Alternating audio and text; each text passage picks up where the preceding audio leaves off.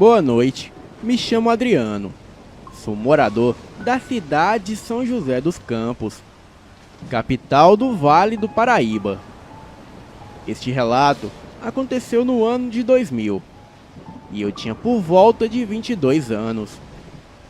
Tudo aconteceu em um convite de um amigo chamado Wagner, de apelido Lapio, a irmos pescar na represa do Rui, na folga de sábado, na região de Santa Branca, onde se encontra a represa conhecida por abastecer as cidades nas proximidades. Local de grande procura por pescadores e turistas, por conta das maravilhas que se encontram na região. Local de muitas pousadas, hotéis fazendas e vários pesqueiros. Fomos em um local público e bem conhecido, mesmo se tratando de uma propriedade particular. Na verdade, era uma fazenda do ramo de laticínios. Então, fomos de bicicleta, por se tratar de um local muito próximo da minha cidade, que levava não mais do que 2 horas de boas pedaladas se você tiver preparo. Combinamos de sair bem cedo da minha casa, antes das 5 horas da manhã. E por volta das 7, já nos encontrávamos na estrada de terra que dava acesso a essa propriedade. Passamos por uma pequena casa que se encontrava com as janelas abertas e notamos uma música a ser tocada, quase que sem perceber. Era uma música do campo, uma moda de viola, assim tratada por quem vive no campo. Nos aproximamos e batemos palma. E logo em seguida, sai um senhor muito simples de cor escura na janela. Nós já anunciamos um bom dia, e já pedindo desculpas pelo incômodo. O meu amigo deu início à pergunta. Bom dia, tudo bem com o senhor? Desculpe a gente incomodar logo cedo.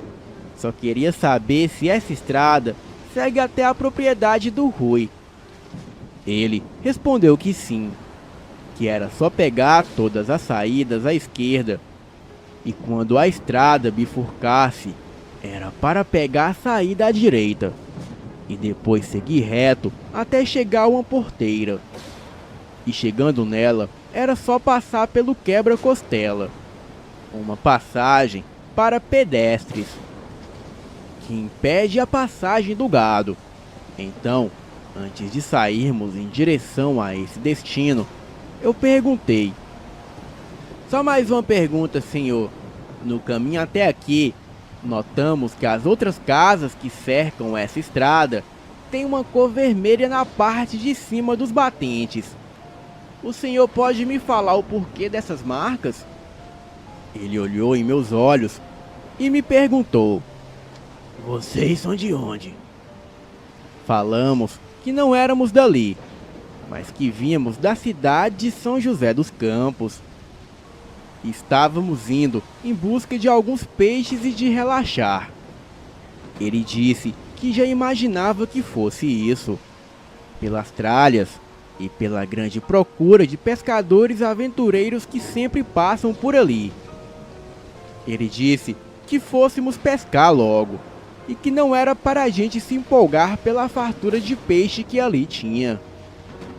Bem, não entendemos muito bem o que ele quis dizer com isso. Agradecemos e seguimos pela estrada de terra. E daí não levou mais do que 20 minutos para chegarmos, já que daquele ponto era apenas descida. Chegamos no local, passamos as nossas bicicletas e seguimos por uma trilha bem estreita por meio do mato. Logo à esquerda, as águas da represa batiam no paredão de terra por onde a trilha cortava, bem próximo da represa. E se uma pessoa desatenta não tomasse cuidado, cairia ali facilmente. E provavelmente teria problemas se não soubesse nadar. pois dava para ver que daquele ponto a represa era bem funda. A trilha ia seguindo descendo em direção a um tipo de campo aberto, onde as águas da represa eram bem rasas.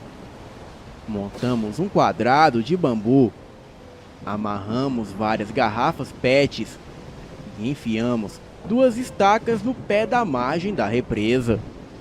E ali amarramos com arame o quadrado de bambu que foi necessário fazer por conta da grande quantidade de água pé que se encontrava em grande parte da represa.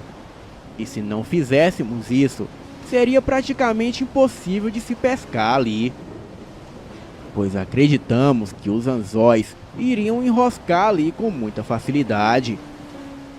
O nosso cercado contra a água-pé estava pronto e funcionava com perfeição, mantendo toda aquela vegetação em volta dos bambus.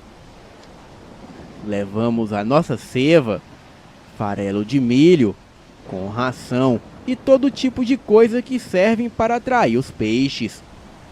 Então, logo os peixes começaram a se movimentar dentro do cercado. Era só uma questão de tempo para serem fisgados. E assim seguiu o dia. Pescamos muito neste lindo sábado. Desde mandis, carás, tilápias, lambaris e até mesmo alguns tucunaré. Levamos 3 samuras, uma espécie de sacola com uma entrada de alçapão para ali guardarmos os peixes. E por volta de 4 horas da tarde, as 3 samuras já estavam cheias. Notamos que o volume de peixes parecia aumentar em nosso cercado de bambu, e isso nos deixou muito empolgados. E cogitamos a possibilidade de pousar ali. Mais à frente, seguindo à direita, notamos que tinha uma espécie de cabana de madeira flutuante, feita por algum outro pescador, que havia passado ali dias atrás. E como no dia seguinte era domingo, e eu morava sozinho e era solteiro, não vi problemas de ficar por ali até o dia seguinte. Então, estava decidido. Iríamos permanecer ali pescando até onde desse. E assim fizemos. E quando deu 5:30 da tarde, ouvimos um barulho de barco a motor bem de longe, que vinha em nossa direção. Eram 3 homens em um barco de metal. E notamos que todos eles estavam segurando espingardas. Achamos estranho o porquê de 3 homens estarem armados dentro de um barco. E com semblantes de preocupação quando viram que nós estávamos ali. Eles pararam o barco longe da margem e perguntaram com um tom de voz alta: "Vocês vão ficar aí até quando?" Dissemos que pretendíamos ficar ali até amanhã de domingo. Eles logo retrucaram que não poderíamos ficar ali depois das 18 horas. Disseram que aquele local era de propriedade particular e que o dono não permitia que ninguém pousasse ali, por conta de problemas criados por baderneiros que ali já passaram. E eles até permitiam que as pessoas pescassem ali, mas que fossem embora no final da tarde. Então, contrariado com a ordem, seguimos arrumando as coisas para irmos embora dali. E foi quando eles ligaram o barco e seguiram viagem pela represa.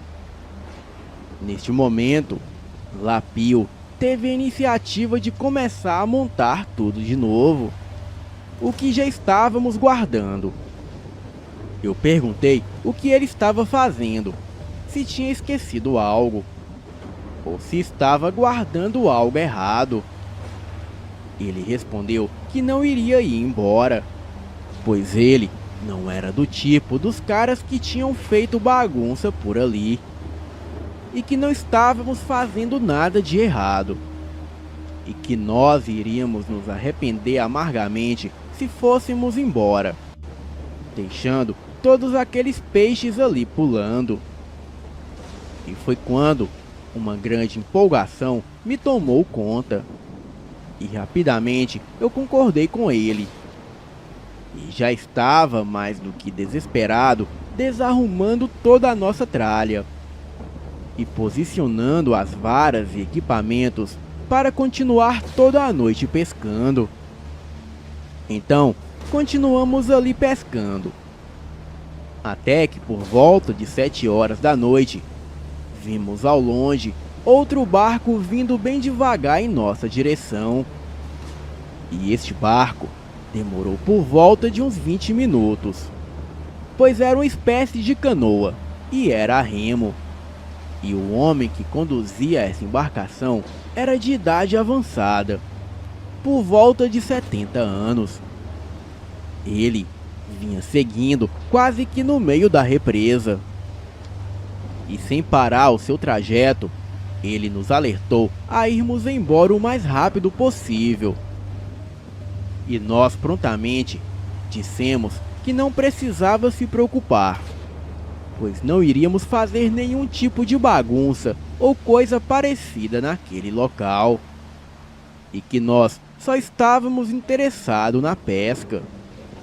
Então ele logo disse: "Eu acredito em vocês, mas não é isso que me preocupa, e sim com a nossa segurança."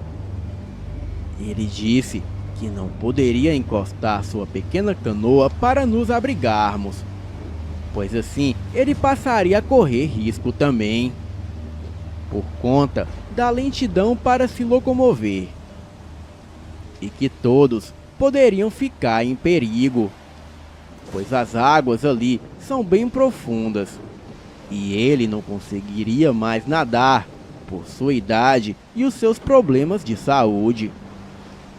Então eu logo indaguei: "Nossa, o proprietário é tão sistemático assim? Faz ameaças a quem decide permanecer nas margens da represa pescando?" E o senhor respondeu: "Quem dera, meu filho, que esse fosse o problema. O lado que vocês estão nessa represa guarda uma maldição terrível, e que homem armado algum representa um perigo parecido com o que estamos correndo." Então perguntamos: "Mas que perigo corremos? Tem ladrão aqui?" E ele respondeu: "Não, meus filhos, o mal que habita esse lado que vocês estão não é deste mundo. E eu só posso pedir a Deus e a São Gabriel que nos guarde, pois nossas vidas estão na mão deles agora. Olha, eu sinto muito. Se eu imaginasse que tivesse alguém aqui numa hora tão avançada, eu teria vindo mais cedo. E assim, levaria vocês até o outro lado da represa. E olha, vou falar a verdade com vocês.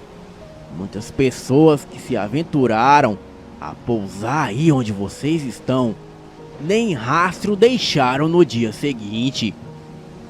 Deixaram apenas algumas tralhas de pesca, que nem suspeita as autoridades levantaram, pois a polícia diz que são objeto de outros pescadores que ficaram aí. E muitas das pessoas que somem aqui são de idade avançada, e muitos nem família têm. Por isso, ninguém dá falta de quem some. Olha, somente as pessoas ali que circulam a propriedade do Rui que fazem questão de acionar a polícia, mas sem necessidade de fato. E assim segue a rotina deste lugar.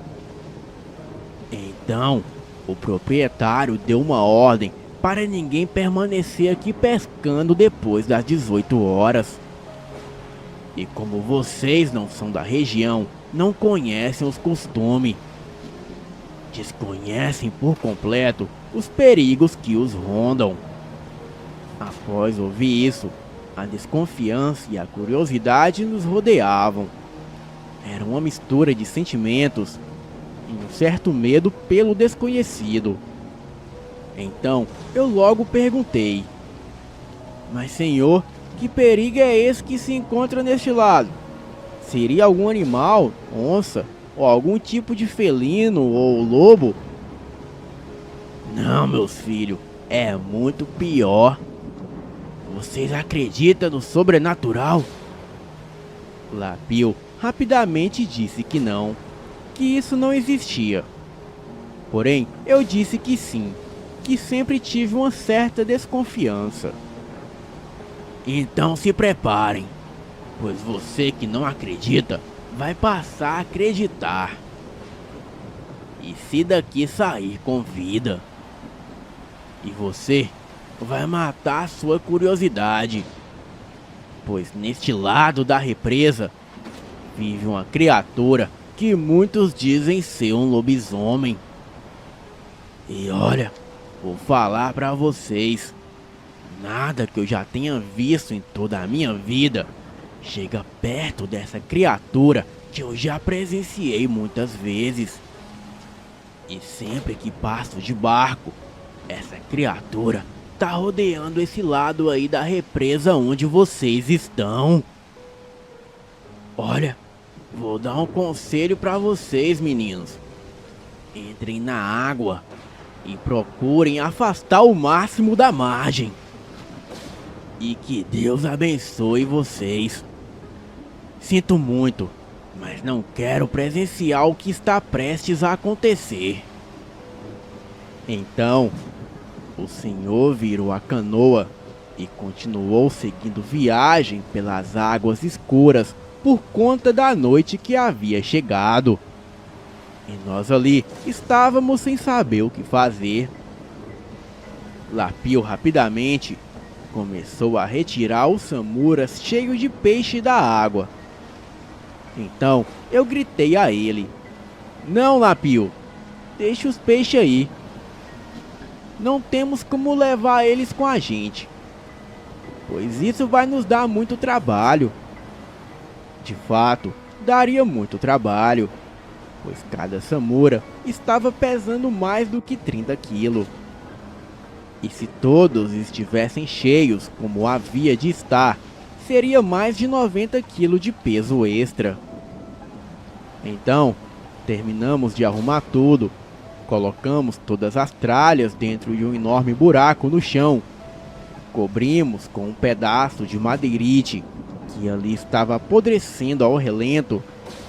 E quando estávamos pensando em nos retirar do local, com o intuito de voltar no dia seguinte de carro, eis que um cheiro insuportável invade as nossas narinas, fazendo os nossos olhos lacrimejarem, como se estivéssemos cortando cebola.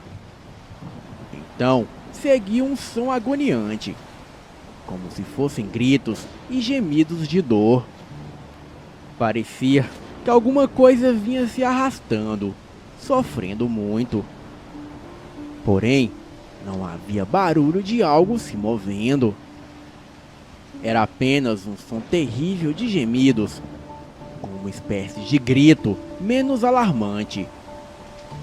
E uma bufada de um animal muito forte, semelhante a um boi, ou de um porco de tamanho descomunal. E foi quando algo muito grande surgiu no meio do mato. Aquilo era enorme e estava andando de 4 patas, completamente deformado. E saía sangue de várias partes do seu corpo. Porém, eu digo com toda certeza, não se trata da mesma criatura que todos dizem ser um lobisomem.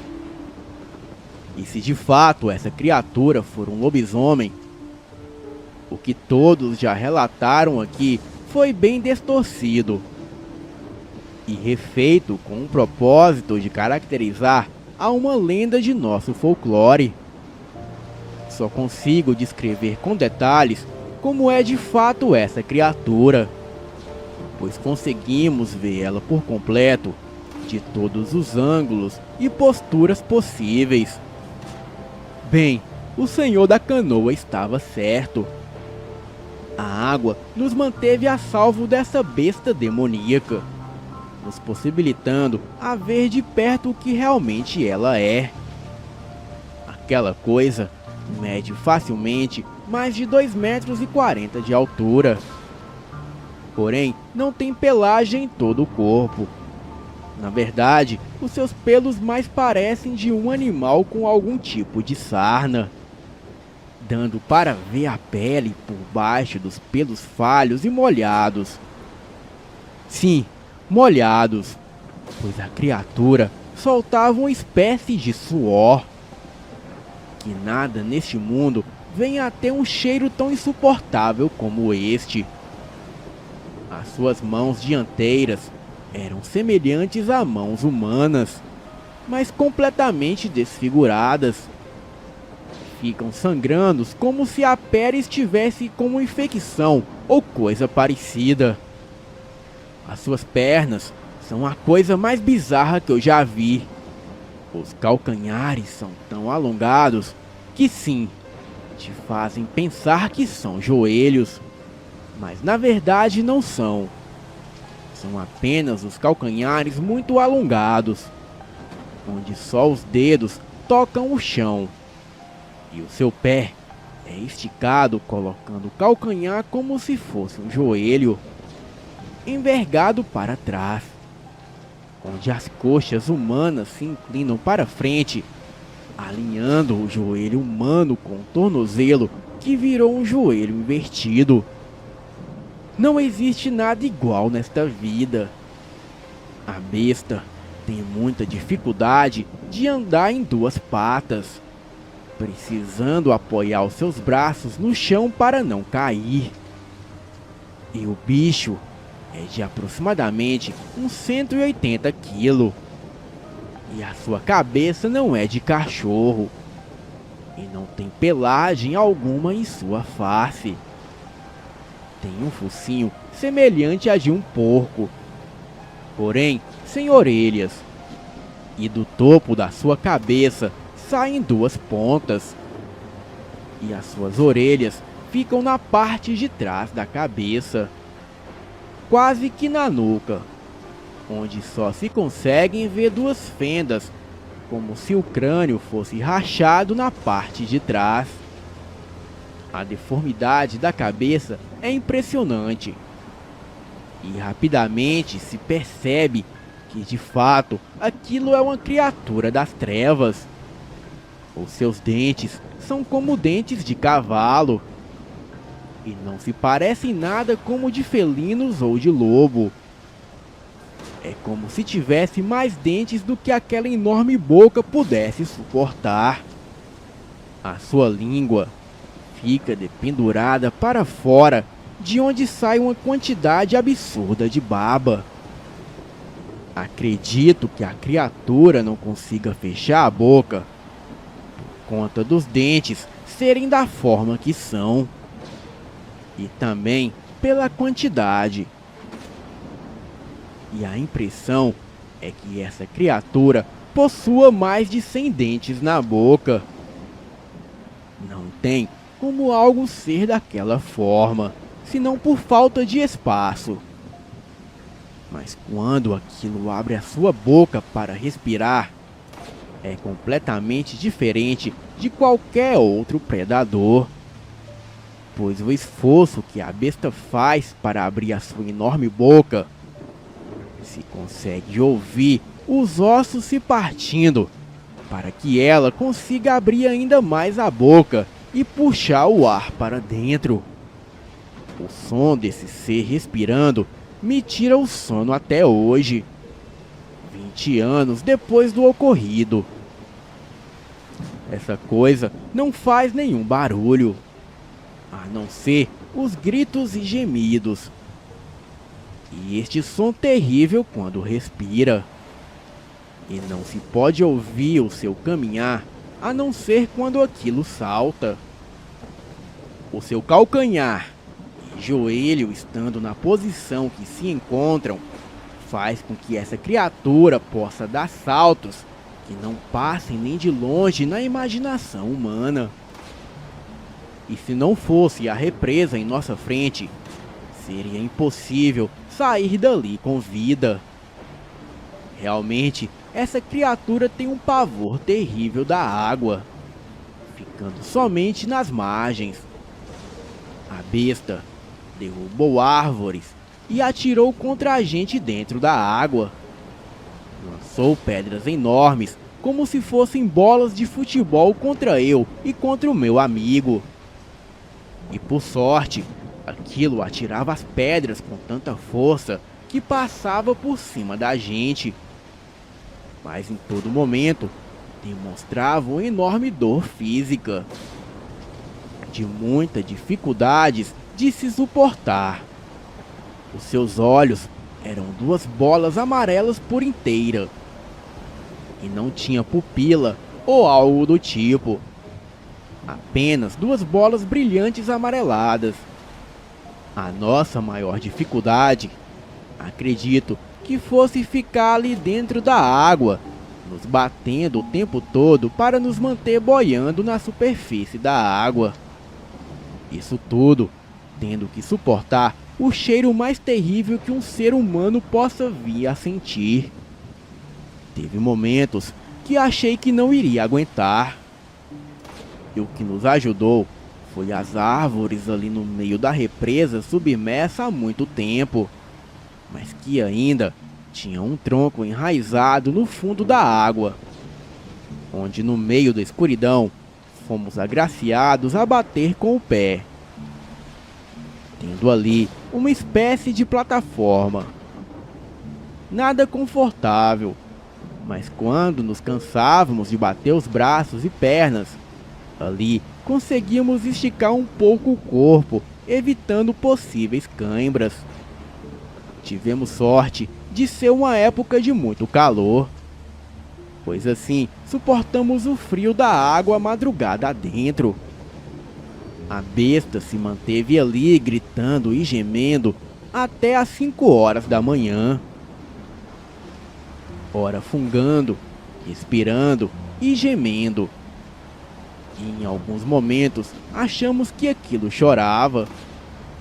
Em outro momento, era como se aquilo quisesse dizer alguma coisa. Porém, o som seguia ininterrupto por todas as horas que se passaram. Por fim, logo veio o raiar do dia. Exaustos, eu e o Lapio já não conseguimos nos mover. Não sei se de tanto medo ou tensão por conta do grande esforço que fizemos. O nosso corpo estava cheio de cãibra. Porém, conseguimos chegar do outro lado da represa. O lado que a besta não conseguia alcançar. Eu e o meu amigo Lapio praticamente desmaiamos ali mesmo, sendo socorridos por um grupo de retireiros que estavam ali para o curral das vacas. Logo depois, chegaram os 3 homens que passaram primeiro no barco a motor, armados com espingardas, aparentemente surpresos por nos verem ali e levemente satisfeitos por estarmos seguros. Falamos do senhor da canoa que nos deu a dica de entrar e tentar chegar do outro lado da represa. Percebemos que nem era tão longe assim o outro lado da margem. Mas acredito que por conta do cheiro insuportável da besta, acabamos nos confundindo e não conseguindo ir para lugar algum naquela escuridão gelada, onde só se conseguia ver as estrelas. Outro detalhe: ninguém soube dizer quem era o senhor da canoa, pois ninguém ali da região que circulava por aquelas águas tinha uma canoa de madeira. Todos ali tinham barcos simples, mas todos com motor a gasolina. e que nunca tinham visto esse possível senhor depois desse dia. Eu nunca mais pesquei em represas, rios ou lagos, muito menos pousar. Digo até que nunca mais tive coragem de acampar em qualquer outro local que não seja em um camping. Hoje tenho 42 anos, tenho 2 filhos e nunca até agora tinha contado essa experiência para outra pessoa, a não ser o meu amigo Lapio. Ele também se casou e tem um casal de filhos. E nunca mais voltou a pescar nem mesmo em pesqueiro. Os peixes deixamos ali com as famílias dos homens que trabalhavam na propriedade. Foram mais de 100 quilos de peixes, entre muitas tilápias, mandis, e pegamos mais de 200 lambaris, mas que não fizemos questão alguma de levar. Fomos embora de Toyota Bandeirantes com o filho do Rui, onde podemos levar as nossas coisas e prometemos nunca mais voltar naquele local, e muito menos indicar para outras pessoas, pois aquela fera continua por ali, e ninguém faz ideia do que seja, pois a fera fica isolada no lado que só se consegue vir pela estrada, e onde o povo tem que chegar pela água. Agora eu sei o porquê das portas e janelas dos moradores de fora da pequena ilha da represa serem marcadas por uma espécie de cor vermelha.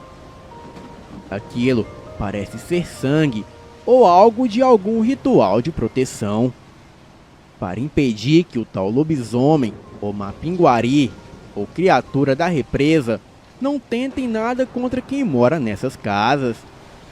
Alguns podem achar que isso é mentira, e eu bem gostaria que fosse, mas infelizmente é a mais pura verdade. E se pesquisarem, vão ver mais relatos de outros locais de Santa Branca, que fui descobrir depois que é conhecida como morada do lobisomem. Este é o meu relato. Boa noite.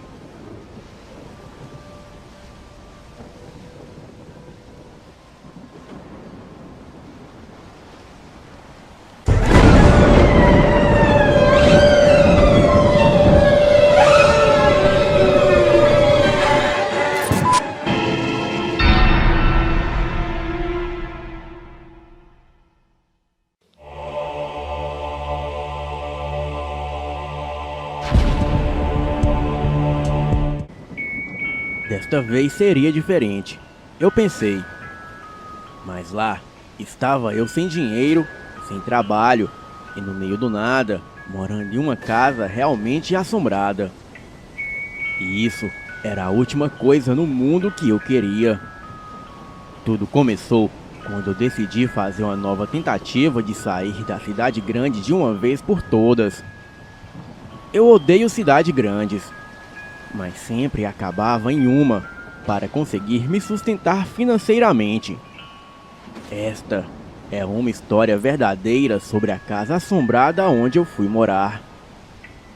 Bem, ela era isolada do mundo, e o vizinho mais próximo ficava a mais de 5 quilômetros de distância.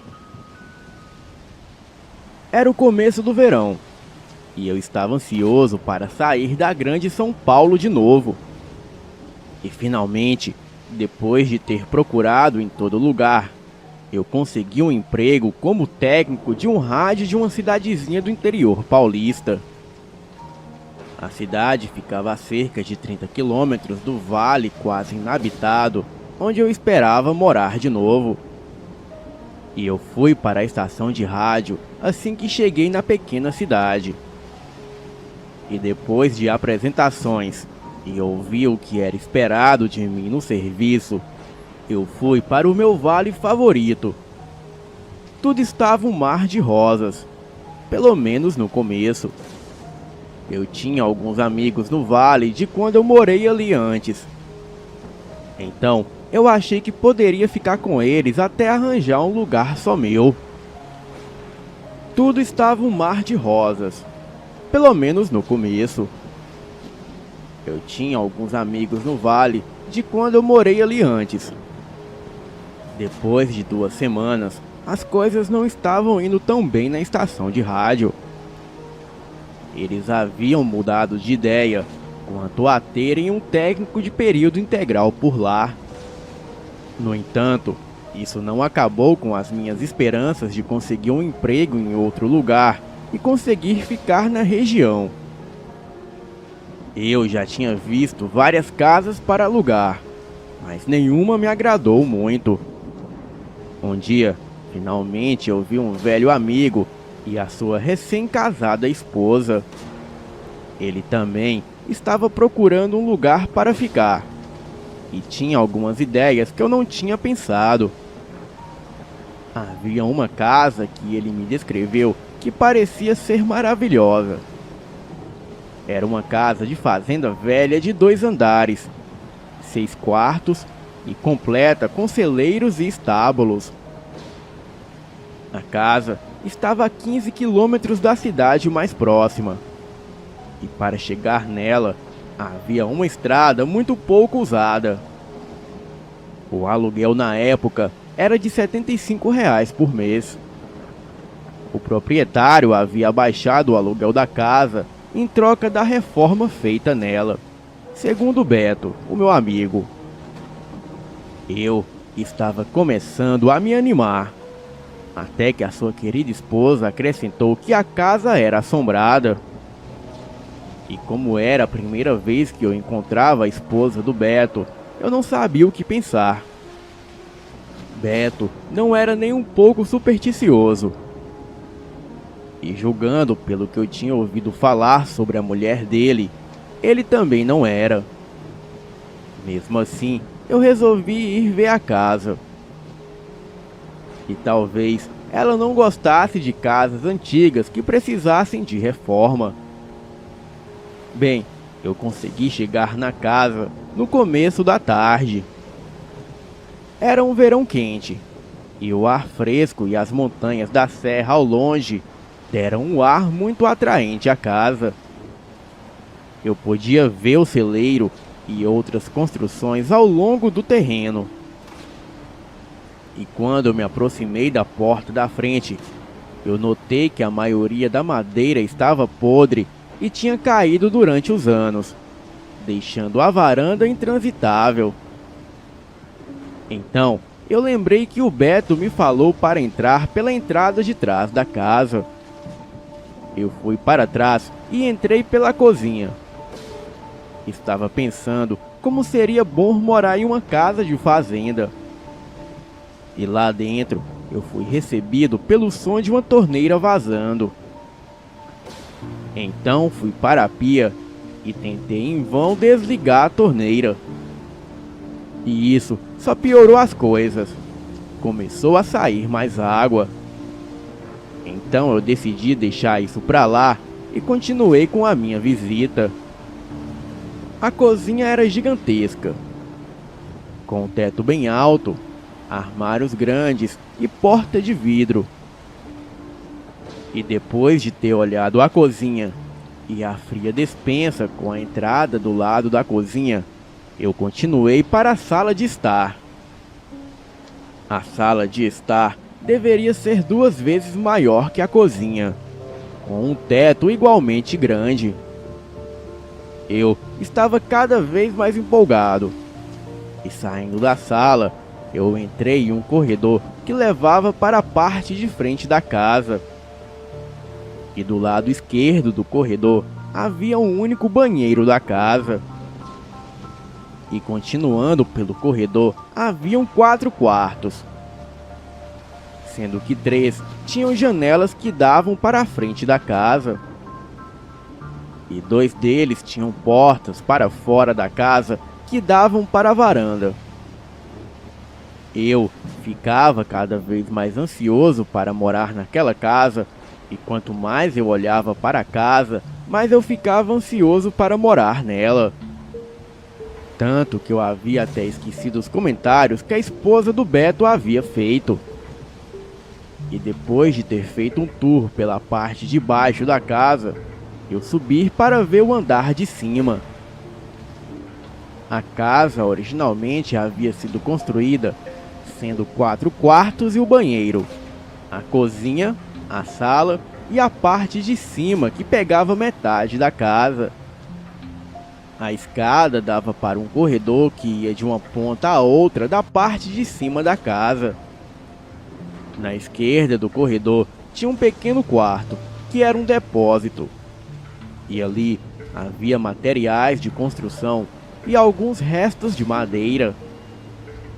E para a direita havia uma porta que dava para um quarto com porta, maçanetas, janela, lustres, tudo no estilo antigo e meio colonial. Eu estava pensando que era uma casa maravilhosa. E agora eu estava indo em direção do outro quarto, no final do corredor. E o mesmo estava com a porta fechada. E quando eu abri a porta e entrei, eu notei que o quarto tinha sido reformado recentemente, com papel de parede e tudo mais. Então, finalmente começou. Quase que imediatamente quando eu entrei no quarto, eu me senti muito desconfortável. Parecia que a minha cabeça havia parado de funcionar. E apenas alguns momentos olhando a casa, parecia que era um sonho virando realidade. Mas no entanto, antes de entrar neste quarto eu não sentia nada. Só a impressão que havia alguém me vigiando à minha direita, que era a frente da casa. Eu virei nessa direção e notei que um buraco tinha sido cortado na parede perto do chão e estava coberto por um saco plástico preso com uma fita adesiva na parede. Era provavelmente a entrada para o forro da parte original da casa. Fui até o buraco e tirei o plástico para poder olhar lá dentro. Talvez foi porque os meus olhos não estavam ajustados com a escuridão, mas eu tive a impressão de ver um par de olhos vermelhos me olhando da escuridão. E então veio os barulhos, estalos na madeira, como se alguém estivesse vindo do forro na minha direção bem devagar. Eu senti uma sensação estranha, mas parecia que algo estava se mexendo ali dentro. Só que os olhos não estavam mais lá. Eu coloquei a cabeça para dentro e olhei de um lado para o outro, mas só havia sombras de madeira da estrutura. Bem, eu decidi que era somente a minha imaginação. Então coloquei o plástico de volta no lugar e me virei para ir embora. Porém, eu simplesmente não conseguia me livrar da sensação de que estava sendo observado enquanto eu saía do quarto. Eu abri a porta, saí e fechei a porta atrás de mim. Enquanto descia pela escada, eu tentei esquecer aquela sensação estranha que eu senti no quarto. E novamente, eu estava encantado com o lugar. Fui para a cozinha, saí da casa e me afastei uns 30 metros dela. E então eu dei uma boa olhada em volta. E pensava como seria bom morar em um lugar como aquele. E subitamente eu senti que estava sendo observado de novo.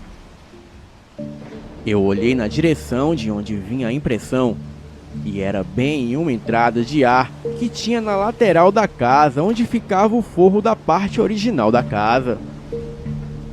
E eu não conseguia ignorar aquela sensação, não importa o quanto eu tentasse.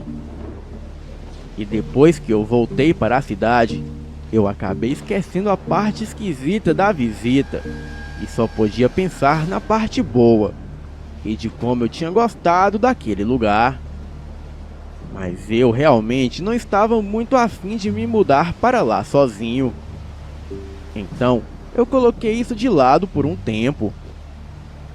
E alguns dias depois, eu recebi um telefonema avisando que o meu irmão e um amigo dele estavam vindo me visitar.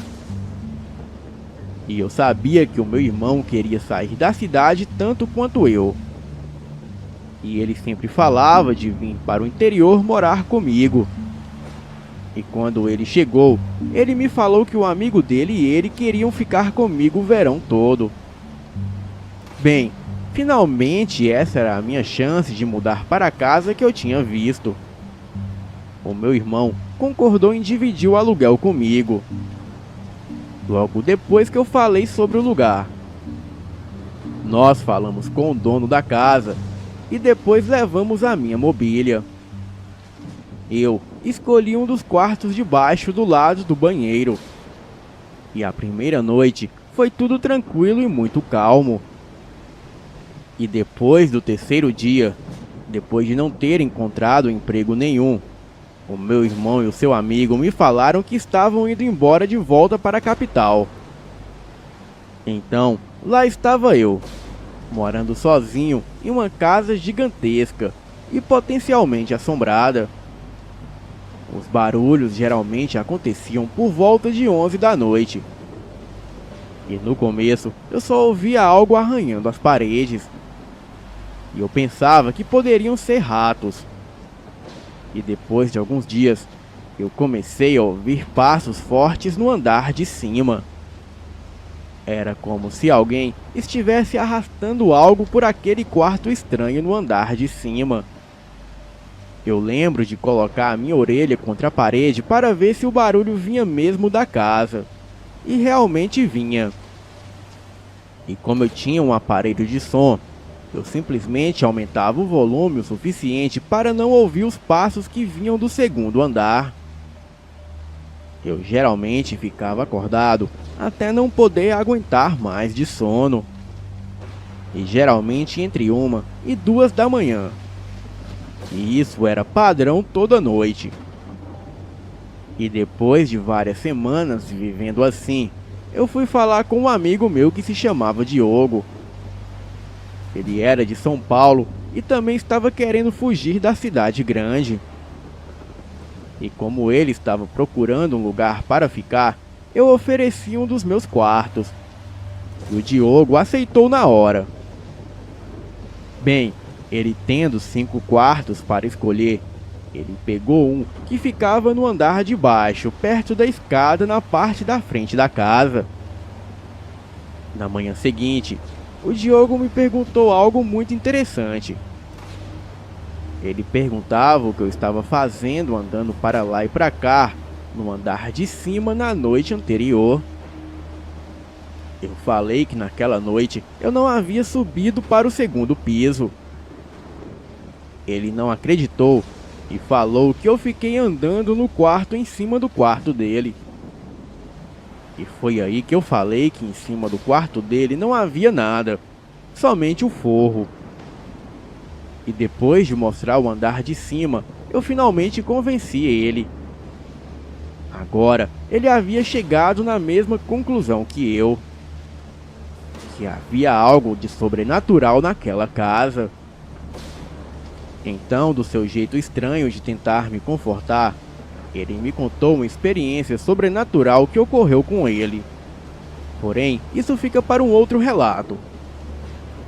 Diogo ficou na minha casa assombrada por 2 semanas. Então se mandou, me deixando sozinho para ser comido pelo que quer que fosse que rastejava no segundo andar. Algum tempo depois, eu acabei esbarrando com uma amiga na cidade. Ela me perguntou como eu estava e onde eu estava morando. E quando eu falei para ela onde eu estava morando, ela simplesmente me disse que aquela casa era assombrada. E então ela me contou a história da casa. Ela falou que uma família havia se mudado para casa há algum tempo atrás. E um dos filhos do inquilino ocupou o quarto da frente do segundo andar. Ele começou a fazer sessões espíritas, brincando com tabuleiro Ouija e coisas do tipo. E também, Ele usava o livro negro de São Cipriano para invocar entidades. E a partir dali, muita coisa ruim começou a acontecer com a família. Até que em uma certa noite de 31 de outubro, este mesmo filho pegou uma espingarda e matou toda a sua família enquanto todos dormiam. E depois de ser preso pela polícia, este rapaz nunca confessou o crime, pois jurava não ter atirado em sua família, e sim em demônios que eles haviam se transformado. E depois dessa família, outra família se mudou para casa, mas não ficou ali por muito tempo, pois coisas estranhas começaram a acontecer por lá. E o estado em que essa nova família vivia na casa era emocionalmente precário. Somente uma sombra do que aquela família já havia sido. Eles estavam cansados e deprimidos. E não aguentando mais as coisas que aconteciam por ali, eles se mudaram. Bem, eu me despedi dessa amiga e voltei para minha casa.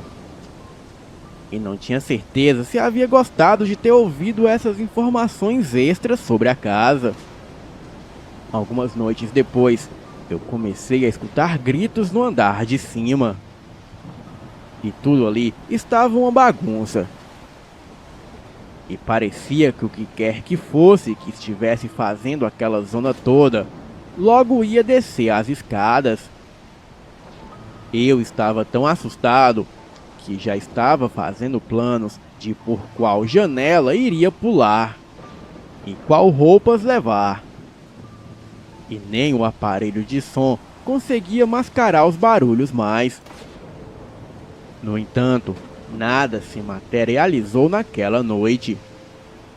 E se eu colocasse tudo o que aconteceu comigo naquela casa, o relato ficaria gigantesco. No entanto, teve uma noite que eu nunca mais vou esquecer. A única tomada de telefone que tinha na casa estava na sala de estar, que ficava embaixo daquele quarto. E naquela noite eu estava esperando o telefonema de alguns amigos que estavam para chegar. Então eu esperei o dia inteiro pela ligação. E à noite, depois das 11, os barulhos começaram eventualmente. Eu havia me acomodado na cama para sobreviver à noite como sempre. E foi quando o telefone começou a tocar. O som do telefone me assustou, para não dizer coisa pior.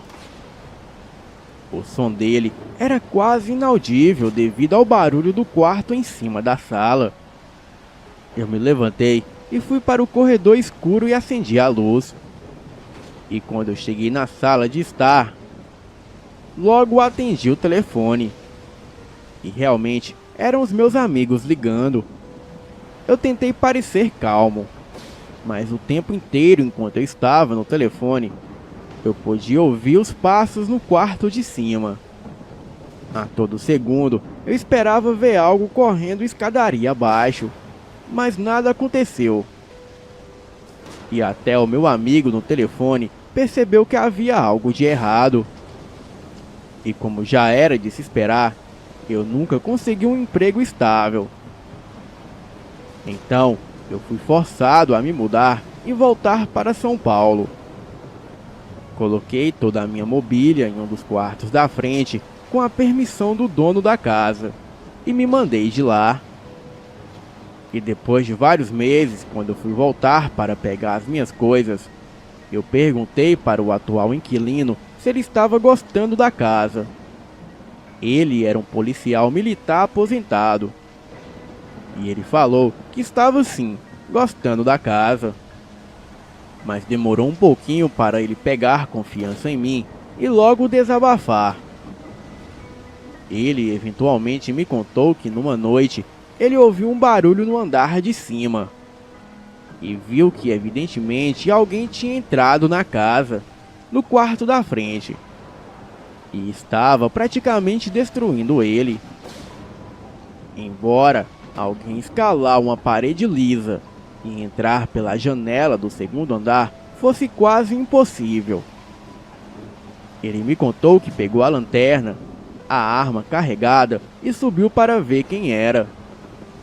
E assim que ele abriu a porta, o barulho parou imediatamente. Ele olhou o quarto e estava completamente vazio, com a janela fechada e trancada por dentro. Então ele foi dar uma olhada no forro pelo buraco. Ele entrou lá dentro e foi de uma ponta a outra, e nada viu. E assim que ele voltou para o quarto, deu mais uma examinada. Então, ele chegou na mesma conclusão que eu havia chegado. A casa era realmente assombrada. Então, ele me falou que em uma noite, já era tarde e ele estava vendo TV na sala. E ele e a sua mulher viram uma aparição. Uma névoa com o formato de uma pessoa, mas nada muito definido. Aquilo desceu a escada, passou por eles indo na direção da frente da casa. E aí entrou para um dos quartos. Ele correu e foi ver o quarto. Porém, não havia mais nada ali. E a partir daquela noite, se tornou muito frequente ele ouvir risadas de criança pela casa. E teve até uma noite que ele foi acordado com vários disparos de arma. Porém, quando ele foi ver, não era absolutamente nada. Bem, eu só voltei lá 2 anos mais tarde. E depois de ter falado a história para uns amigos no carro, enquanto estava passando pelo vale, nós fomos para uma das cidades que tinha por lá. Paramos em um supermercado para comprar comida e fomos ver a casa. Era por volta de 7 horas da noite. E quando nós chegamos, fomos para a porta de trás. E eu vi que não havia mais ninguém morando na casa. Uma das pessoas que estava com a gente era uma mulher muito religiosa. Ela era do terreiro de Umbanda. Colocou a mão na porta e começou a rezar. E daí, todos nós ouvimos quando os pratos, panelas e a mesa da cozinha começaram a vibrar e a chacoalhar. E logo depois foram as janelas e a porta que começaram a tremer junto com o resto que já estava tremendo. Nós, muito assustados, voltamos correndo para o carro.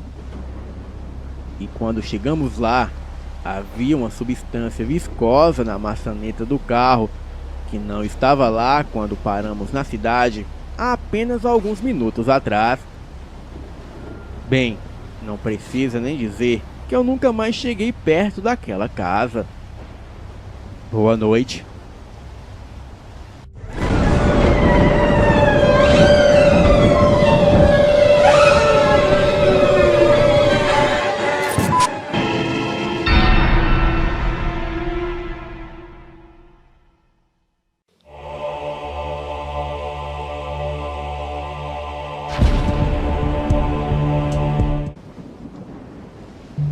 Isso ocorreu no ano passado. E gostaria de saber se já ocorreu algo do tipo com vocês. Hoje tenho 16 anos e este fato nunca me saiu da cabeça. Havia chegado de uma viagem bem cansativa. Moro em Campos do Jordão, São Paulo, e havia viajado para Maringá, no Paraná. Cheguei exausto, tomei um banho e fui me deitar no quarto dos meus pais, e acabei pegando no sono. O quarto é pequeno, mais ou menos uns 3 metros por 5. Tem uma cama de casal, uma janela e uma penteadeira e um armário. Ou seja, ninguém se perderia em um quarto deste tamanho. Mas algo de estranho aconteceu na hora em que eu acordei. Era como se não fosse mais o quarto dos meus pais, estava tudo escuro. Eu não enxergava nada. Fui passando a mão pela parede para tentar encontrar o interruptor, mas não achei. Tentei achar a porta, que por sinal é do lado do interruptor. O meu desespero foi ainda maior quando tentei encontrar o armário e não encontrei, pois o armário ocupa uma parede inteira do quarto. Era como se o quarto tivesse ficado sem portas e sem objetos. Passei a mão pelas 4 paredes do quarto e nem sinal de porta, nem armário e nem interruptor e nem janela. Isso durou mais ou menos uns 5 minutos. Eu gritava para os meus pais que estavam na sala, mas eles não me escutavam. Muito assustado com o que estava vendo, cheguei a pensar que estava sonhando. E posso dizer que foi real, pois senti dor na hora que me dei uns tapas, para conferir se realmente estava acordado. Então, me lembrei de uma história que o meu pai sempre me contou, que havia ocorrido com ele. A história era a seguinte: ele estava caçando e de repente se viu fora da trilha. E do nada ficou em meio a vários carafás, um tipo de árvore aqui da região. Ele começou a andar e não achava saída da trilha. Daí ele parou, se sentou, comeu uma maçã, descansou e de repente ele viu a saída. Acredito que o meu pai esteve em Sete Além. Bem, mas eu não sabia se eu estava realmente em Sete Além, pois na verdade nunca havia ouvido falar daquele lugar. Mas foi aí que tive a seguinte ideia. Tentei me acalmar e voltar para a cama. Porém, eu andei muito mais do que deveria andar para chegar na cama. Parecia que ela havia trocado de lugar. Enfim, depois de caminhar por umas 2 horas, enfim eu cheguei na cama. E me deitei nela de novo. Fiquei um tempo pensando na história do meu pai. Esperei um tempo na cama. Me acalmei e depois de alguns minutos me levantei. Imediatamente achei o interruptor. Acendi a lâmpada e tudo estava normal. E nada estava fora do seu lugar. O que seria impossível após eu vasculhar o quarto inteiro. Ainda inconformado com o ocorrido, abri a porta e fui para a sala. Falei sobre o ocorrido com os meus pais. E para minha surpresa, tal fato também já havia ocorrido com a minha mãe, no mesmo quarto, algum tempo atrás. Depois disso, nunca mais gostei de ficar naquele quarto sozinho. Não por medo do desconhecido, mas sim por medo de ficar preso nele, e talvez para sempre. O que teria provocado essa estranha alteração no quarto? Teria sido aberto algum portal interdimensional, fazendo com que o espaço-tempo tenha sido distorcido? Ou o que seria? Bem, acho que nunca vou saber. Boa noite.